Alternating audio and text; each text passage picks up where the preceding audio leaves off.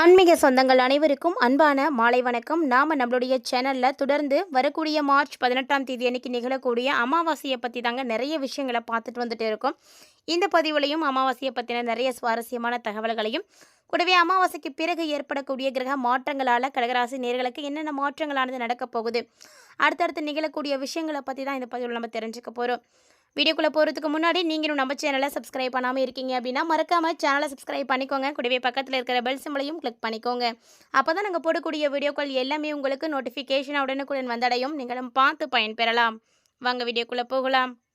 அமாவாசை அப்படிங்கிறது முன்னோர்களுக்கான உரிய ஒரு நாள், அதாவது அவர்களுக்காகவே அர்ப்பணிக்கப்பட்ட ஒரு நாள் அப்படின்னு சொல்லலாம். முன்னோர்கள் அப்படின்றவங்க வேறு யாரும் கிடையாது, நம்மோடு வாழ்ந்து மறைந்த நம்முடைய தாத்தா பாட்டி மூதாதையர்கள் தான்.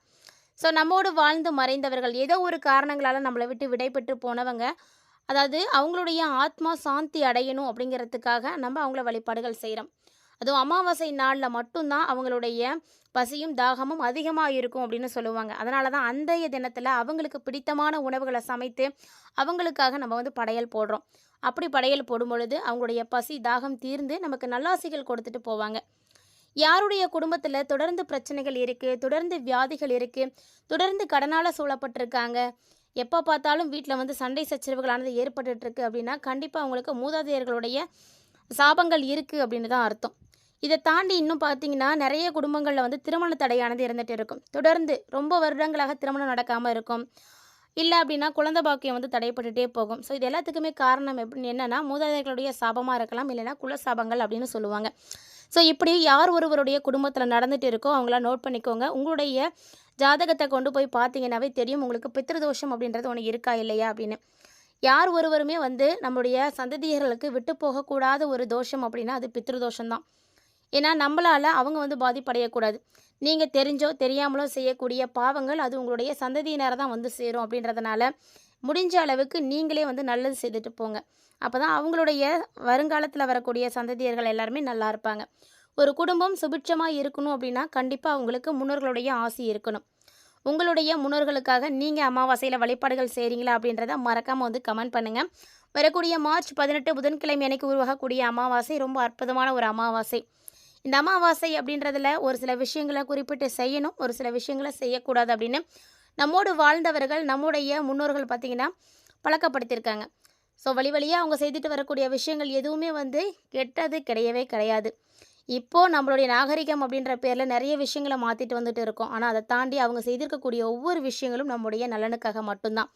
இந்த விரத முறைகள் அப்படின்றது நம்ம எடுத்துக்கிறதும் பார்த்திங்கன்னா நம்முடைய நலனுக்காக தான். கண்டிப்பாக ஒவ்வொரு அமாவாசையிலையுமே உங்களுடைய முன்னோர்கள் இருக்காங்கன்னா உங்களை வழிபாடுகள் செய்யுங்க. அவர்களை நினைத்து அன்றைய தினத்தில் நீங்கள் செய்யக்கூடிய தானங்களும் தர்மங்களும் உங்களை தலை நிமிர்ந்து வாழ வைக்கும். உங்களால் என்ன விஷயங்களை செய்ய முடியுமோ அதை செய்யுங்க. உங்களுடைய வசதிக்கு ஏற்ற மாதிரி என்னென்ன விஷயங்களை செய்யலாமோ அதெல்லாம் செய்யுங்க. நல்லது செய்யறதுக்கு காசு பணம் தான் முக்கியம் அப்படின்றது கிடையவே கிடையாது. நம்மளுடைய மனம் தான் முக்கியம். நம்மளால் 4 பேர்த்துக்கு கொடுக்க முடியல அப்படின்னாலும் ஒருத்தருக்காவது அன்றைக்கி செய்யுங்க. ஸோ உணவில் இருந்து, உடையில் இருந்து, தண்ணீரில் இருந்து உங்களால் எதை தானமாக கொடுக்க முடியுமோ அவங்க சந்தோஷப்படக்கூடிய அளவுக்கு நீங்கள் தானம் செய்யுங்க. ஆனால் எல்லா தானங்களை விட சிறந்தது அப்படின்னா அது அன்னதானம் மட்டும்தான். ஏன்னா அது மட்டும்தான் நம்மளுடைய பசியை ஆற்றி நமக்கு சந்தோஷத்தை கொடுக்கும். அதனால் முடிந்த அளவுக்கு அன்றைய தினத்தில் அன்னதானம் செய்யுங்க. அது ஒன்றே போதும், உங்களுடைய வாழ்க்கையில் இருக்கக்கூடிய எல்லா பிரச்சனைகளையும் தீர்த்து கொடுக்கும். இது மட்டும் இல்லாமல் அமாவாசை நாட்களில் நீங்கள் செய்யக்கூடிய வழிபாடுகள் உங்களுடைய கடன் பிரச்சனையிலிருந்து வெளிவரத்துக்கு உதவியாக இருக்கும், குல சாபங்கள்லேருந்து வெளிவரத்துக்கு உதவியாக இருக்கும். அப்படின்றதுனால மறக்காமல் செய்யுங்க. இப்போ வாங்க என்ன மாதிரியான மாற்றங்களை எல்லாம் கடகராசினியர்கள் சந்திக்க போகிறாங்க அப்படின்றதையும் நம்ம தெரிஞ்சுக்கலாம்.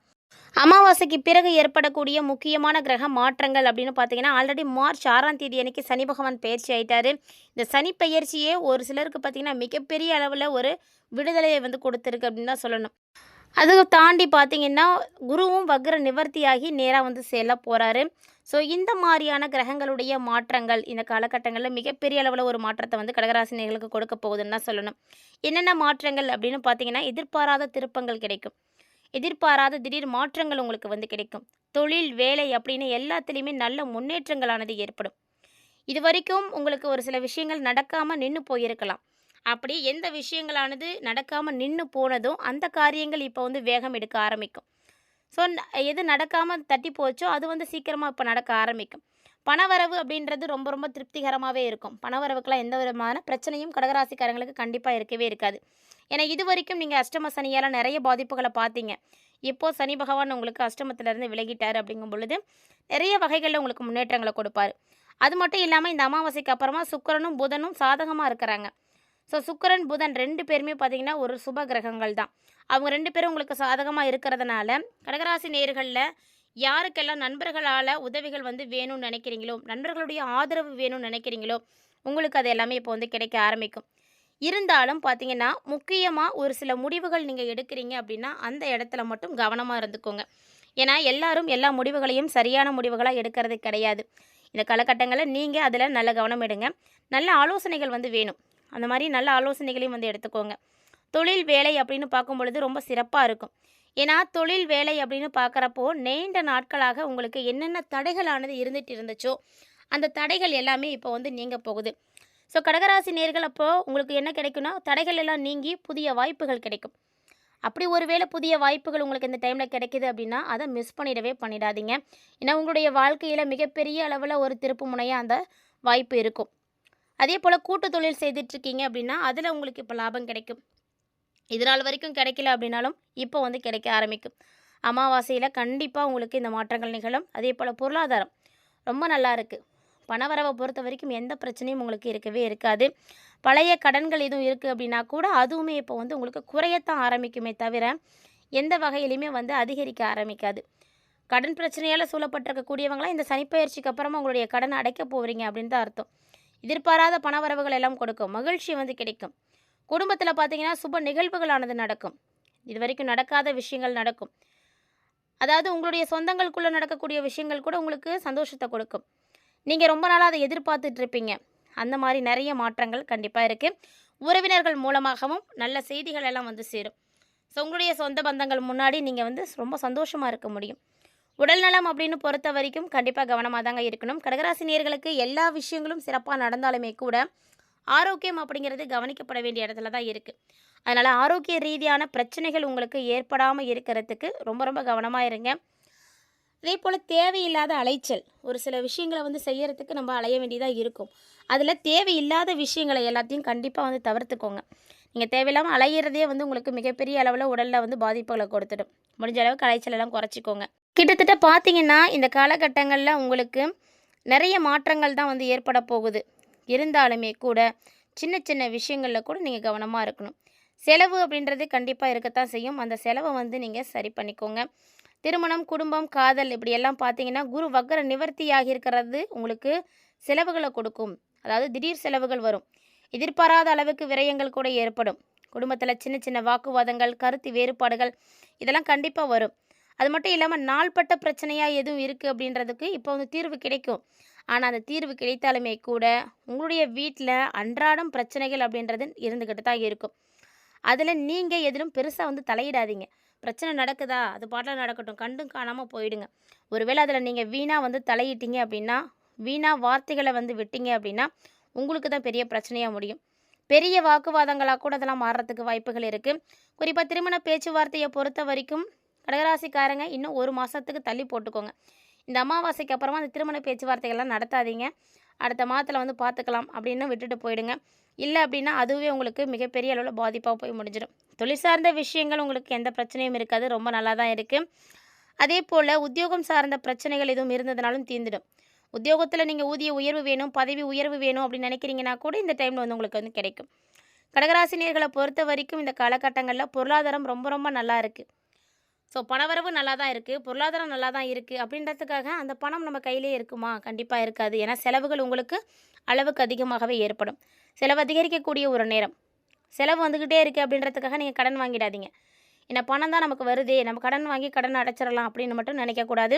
கடன் வாங்குறத முடிஞ்ச வரைக்கும் நீங்கள் தவிர்த்துக்கோங்க. எதிர்பாராத மருத்துவ செலவுகள் கூட உங்களுக்காக வந்து காத்துட்ருக்குன்னு தான் சொல்லணும். ஸோ அதுக்காக நீங்கள் கவனமாக இருக்கணும். உடல் ஆரோக்கியத்தின் மீது அதீத கவனம் எடுத்துக்கோங்க. ஏன்னா நம்ம எல்லாமே வந்து கிடைத்தாலுமே கூட ஆரோக்கியம் அப்படிங்கிறது கண்டிப்பாக யாராலையும் நம்மளால சரி பண்ண முடியாது. பணம் எவ்வளோ தான் வச்சுருந்தாலுமே கூட நம்மளுடைய ஆரோக்கியத்தை நம்ம தான் நல்லபடியாக பராமரிக்கணும். ஏன்னா அது வந்து கடைசியாக வந்து கை கொடுக்காது. ஸோ தொழில் சார்ந்த விஷயங்கள் நல்ல மாற்றங்களை கொடுக்கும். ஆனால் குடும்பம், திருமணம், வாழ்க்கை அப்படின்னு எடுத்து பார்க்கும் பொழுது கண்டிப்பாக நீங்கள் விட்டு கொடுத்து தான் போகணும். அதே போல் ஏற்படக்கூடிய எதிர்பாராத செலவுகளை திட்டமிட்டு வந்து செலவு பண்ணுங்கள். நீங்களே வந்து கரெக்டாக பிளான் பண்ணீங்க அப்படின்னா தான் அந்த செலவுகள வந்து குறைக்க முடியும். இல்ல அப்படின்னா அந்த செலவுகள் உங்கள மீறி வந்து போக ஆரம்பிக்கும். தொடர்ந்து உங்களுக்கு நல்ல விஷயங்கள்லாம் நடக்கிறதுக்கு கடகராசிக்காரங்க வரக்கூடிய நாட்கள்ல என்ன எளிமையான பரிகாரங்கள் செய்றீங்க அப்படின்னா, முன்னாடி சொன்ன மாரி அமாவாசை வழிபாடுகள் அப்படின்றத செய்துக்கோங்க. அதுவே உங்களுக்கு நல்ல ஒரு மாற்றத்த கொடுக்கும். அப்படி முடியல அப்படின்னா, வரக்கூடிய ஒவ்வொரு திங்கட்கிழமைகள்லயும் சிவபெருமான வழிபாடுகள் செய்துட்டு வாங்க. இல்லன்னா பௌர்ணமிக்கு பௌர்ணமி அம்மன் வழிபாடுகள் செய்துட்டு வாங்க. இது எல்லாமே பார்த்தீங்கன்னா, உங்களுக்கு ஒரு சிறப்பான மாற்றங்கள கண்டிப்பா ஏற்படுத்தி கொடுக்கும். முடிஞ்ச வரைக்கும் இந்த மாரி எளிமையான பரிகாரங்களையே செய்யுங்க. இதுவே உங்களுக்கு போதுமானதா இருக்கும். இந்த பதிவுல கடகராசி நேயர்களுக்கு அமாவாசைக்கு பிறகு ஏற்படக்கூடிய முக்கியமான ஒரு சில கிரக மாற்றங்கள் என்ன மாதிரியான பலன்களை கொடுக்க போகுது அப்படின்றத தெளிவா பார்த்து தெரிஞ்சுட்டு இருந்திருப்பீங்கன்னு நினைக்கிறேன். கட்டாயமா இந்த பதிவு உங்களுக்கு பிடிச்சிருக்கும்னு நினைக்கிறேன். அப்படி ஒருவேளை இந்த பதிவு பிடிச்சிருந்ததுன்னா லைக் பண்ணி ஷேர் பண்ணுங்க. மறக்காம கமெண்ட் பண்ணுங்க. இது மட்டும் இல்லாம இது போல நிறைய இன்ட்ரெஸ்டிங்கான தகவல்கள் பார்த்தீங்கன்னா, நம்ம சேனல்ல தொடர்ந்து நம்ம பதிவேற்றம் செய்துட்டே இருக்கோம். அதையெல்லாம் மிஸ் பண்ணாம நீங்க பார்க்கணும் அப்படின்னு நினைச்சீங்கன்னா, சேனலை சப்ஸ்கிரைப் பண்ணிட்டு ஃபாலோ பண்ணிக்கோங்க. மீண்டும் மற்றொரு சுவாரஸ்யமான ஆன்மீக தலைப்பில் சந்திக்கலாம்.